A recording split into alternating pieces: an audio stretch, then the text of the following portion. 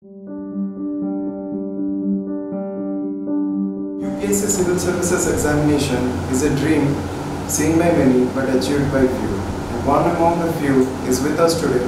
She is none other than Ms. Upasana Mahapatra, All India rank 119. So let's hear the strategies and her preparation, and let us see what tips she can give for our aspirants today. Hello, Ms. Upasana Mahapatra. What was the motivation and why did you choose civil services examination? Well, I had different plans in different times of my life. In my childhood, I did want to become a doctor. When I was in my 11th and 12th, I was studying for IIT. I wanted to become an engineer.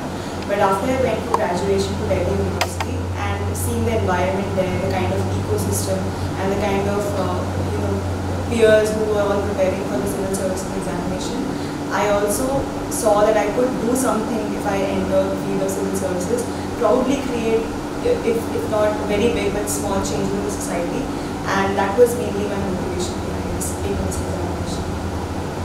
So Ms. Upasana, what kind of a student you were during your preparation, during your schooling time? You like something more about your personal life? Yes, definitely I was a very sincere child from my childhood, because my mother is a teacher, so she made it very sure that I always stick to the principles of hard work and sincerity. So I definitely was sincere, but not that I just used to study. I had a lot of extracurricular activities which I used to indulge in, like Odissi dancing, watching movies, playing a lot. So I did keep a good balance, and during my civil services preparation, I sincerely prepared for this examination without doing any other things in my life. So that was mostly it. So Ms. Upasana, what kind of lifestyle and what kind of timetables and daily routines do you follow to keep yourself intact in line with civil services examination? Yes, definitely. There are a few small techniques that we have to apply in our daily life to align ourselves basically with this rigorous and long preparation of 2 years. I also did the same because I had a timetable with me, so I didn't have much time for other activities. I cut off myself from social media like Facebook and WhatsApp because it was a distraction for me. And mostly I did my studying. I did a little bit of my extracurricular activities like dancing and all, did some physical exercise, and read the newspapers daily. The Hindu was the only newspaper which I stuck to till the mains, and that was mostly what I did. Can you name some mistakes that one should avoid during their preparations? Yes, from what I have learned during these 2 years, I think the major mistake that we make with ourselves is of demotivating ourselves with the failures that we experience and that we see our others or friends experiencing. So I think demotivation is a very big mistake. We should not do that when we are preparing for this examination. Failures will definitely come. There is a lot of uncertainty. But we should keep on believing in ourselves, motivating ourselves as much as we can. And we should have a timetable. There cannot be any success in this examination without a planned strategy and a timetable. And other than that, we do have to read the newspapers. We cannot avoid the newspapers. We do have to do a very long and planned current affairs preparation, because this exam is heavily based on current affairs these days. So I think these are small mistakes that we should avoid. What exactly was your timetable, your daily routine that you spoke about just now? Yes. So my timetable was that I used to read the morning newspaper in my morning, and after that I would do my GS preparation for some time. In the evenings I would take a break, I would do some physical exercise, and then in the night I would mostly do current affairs preparation and write a test in case I do have to, like the exams are very near. Every day it's not possible to study for 8 to 10 hours, so I would devote mostly 5 or 6 hours to my preparation, but during examinations it would become 10 or 12 hours. So that was a timetable that I followed. Ms. Upasana, how was your journey all through these years? Your schooling and then your college, and this was your third attempt, and this was the second attempt. And so, how did you cope up with all this? What did you do within that preparation time?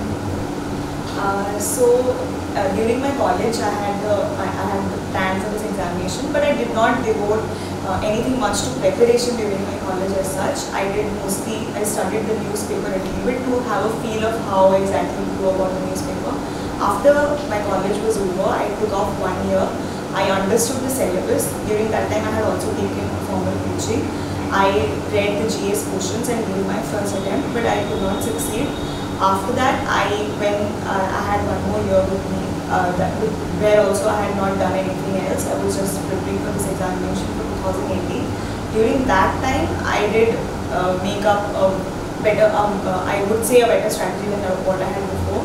And I did extensive current affairs preparation, revised my notes again and again, and did my optionals, brushed up sociology, and that did come in a lot handy during the examinations.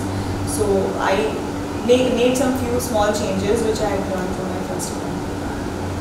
Can you tell our viewers what exactly should we focus when we go through the current affairs, when we read the newspaper? How much time we should involve in reading the newspaper?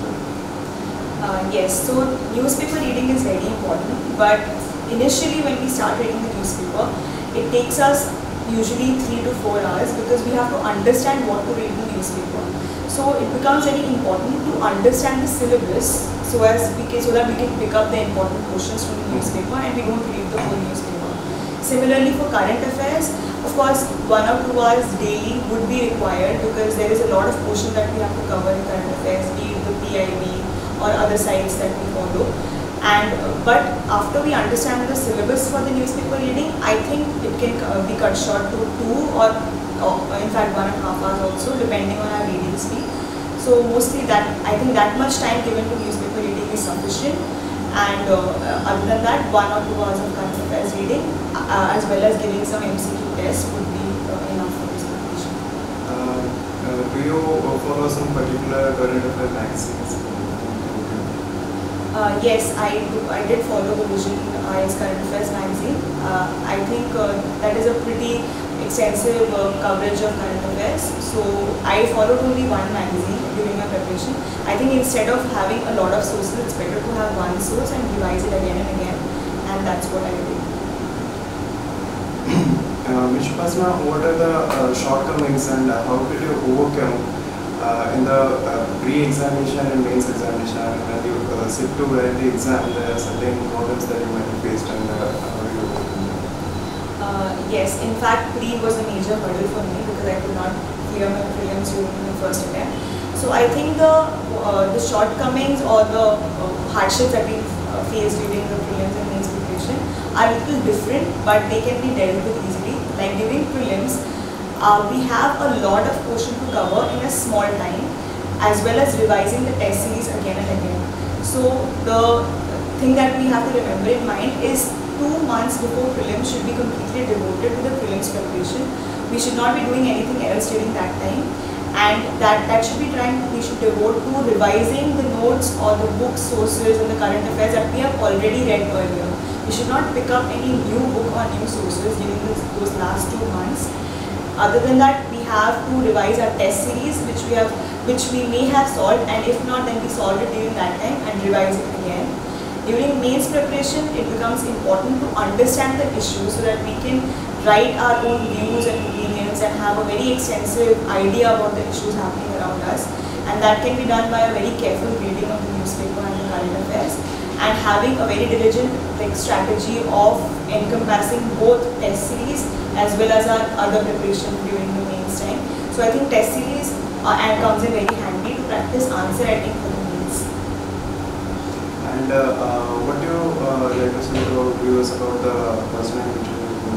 What should we really test for, a bit more about the personal interview? Yes, personal interview is definitely a very important part of the UPSC because that decides our rank, so to say.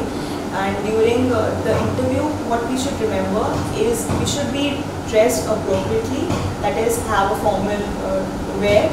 For women, sari is recommended, but I think dress suit can also be worn. And for men, it is mostly the 3-piece suit that we wear. Other than that, the body language should be such that they should feel that we are, we are going to become a bureaucrat after this interview.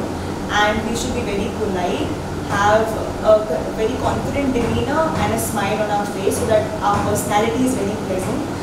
And even if we don't know some answers during the interview, because there will be questions, we cannot know everything in the interview, so we can very politely say sorry sir or sorry ma'am, I don't know. That will not be taken so seriously, rather other than we do bluntly give some fake answers which we don't know. So I think these are the main things we should keep in mind, and we should have a very relaxed mind so that we can think clearly about the questions that we are asking. Questions are usually easy. They do want to know how our personality is and how we fit for the services. So if we are relaxed, we can think clearly. We can take a pause in case we don't know the answer and then answer confidently. Mr. Pashna, what was your optional subject and why did you choose it? And the question that follows is how people should actually take up their optional subjects. I mean, it is a very difficult question for aspirants that what should be chosen on optional subjects. So what was your strategy? So my optional subject was sociology. Even though I'm a physics graduate, but I want to take sociology because I felt that the syllabus was doable and I could complete the syllabus in a confined amount of time. I also saw the previous year question papers and I felt that with a decent understanding of the subject, I will be able to do it. Most importantly, why I chose sociology is I found it very interesting. I would learn about the society and the happenings around me. So I think these things should be kept in mind when choosing an optional subject. The first and the most important thing is that we should have an interest for the subject. If we are taking an optional subject under peer pressure because somebody else has taken it, then that wouldn't really help us because we might not find it that interesting to study. And scoring or not scoring is not a criteria for optional subject. I think the more important criteria here is to know that the syllabus is something that we can do. The question papers are doable. They are it is something that we will be able to attempt if we can read the subject. And these are the main criteria that should be kept in mind.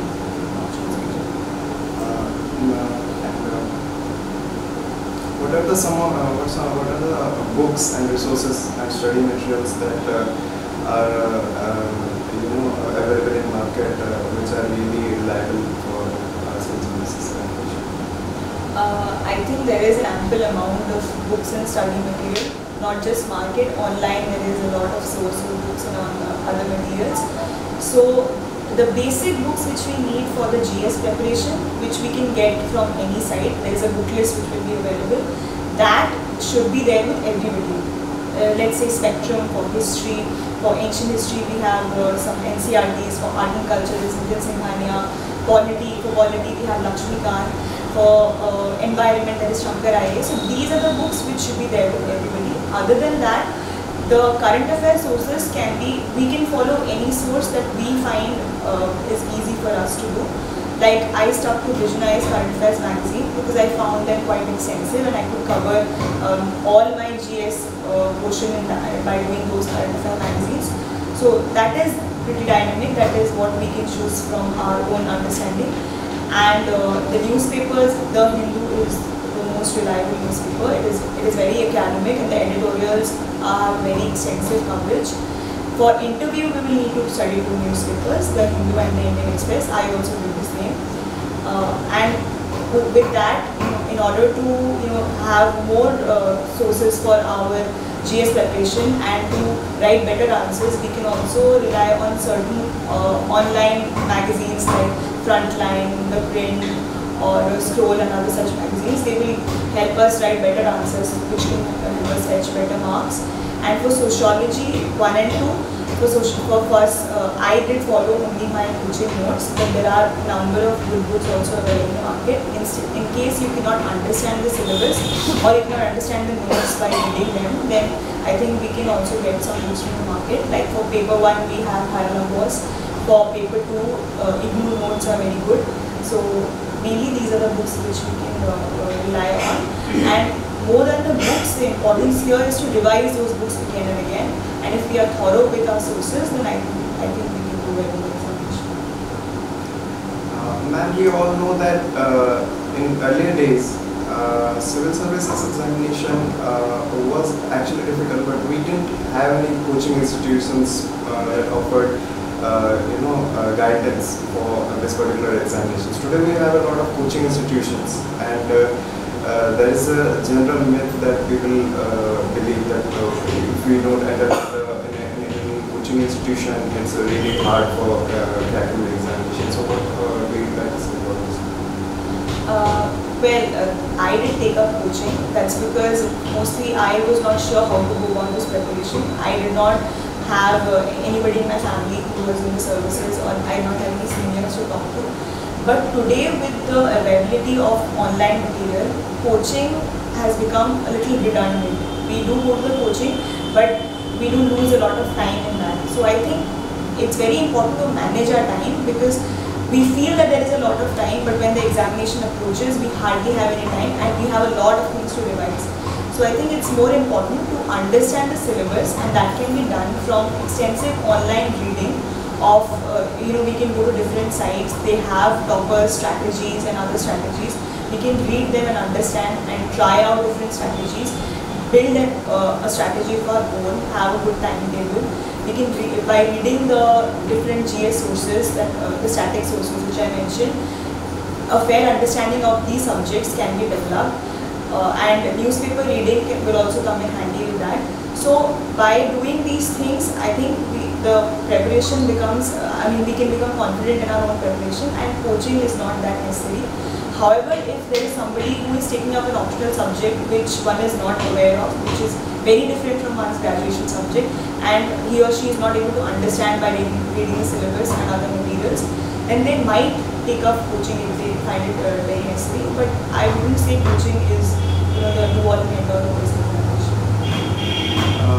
What are some of the other examinations that you appeared and the students will appear besides civil services examination? Actually, I did not have a plan B with me, so I did not go for any other examination during my preparation. I did appear for the state's civil services last year, and I also got a rank. But that was mostly because under family pressure, I was not very interested in going for state civil services. Since my planning from first year of college was that I would go for civil services after my college, so I did not want to deviate from this preparation. However, I think if the students are failing after continuous attempts, and if they feel that there is a lot of family pressure, because finances also become a pressure in this examination, we do end up spending a lot of money. So I think they can also go for other examinations, RBI, Grade B, Forest Service examination, and SBI and other examinations. So, but in case we are very much, our larger goal is to serve the nation and is to become a civil servant, we should not deviate from our larger goal in life just because we are giving other exams. We should come back to this preparation after X or Y examination is over. So I think people can search online and find a lot of different examinations. Mr. Krishna, now that you have qualified the civil services examination, what are your vision for our country? What would you like to do more for our citizens? I would definitely like to contribute for the development of our country, and if I get a chance, then I would like to work for the education, health, women empowerment, children, malnutrition, all these issues. Other than that, to serve the society and work for the poor and underprivileged has always been an inspiration for me to enter the civil services examination. So if ever I get a chance, and whatever measure I get a chance in my life, I would like to contribute in these areas. Some tips that you would like to give to our students? Yes, my most important tip is that hard work is very, very, very necessary for this examination. But hard work along with a smart strategy, consistency and self-motivation will help you ace through this examination. So please never get demotivated. Believe in yourself, have faith in yourself. You will definitely succeed. Thank you.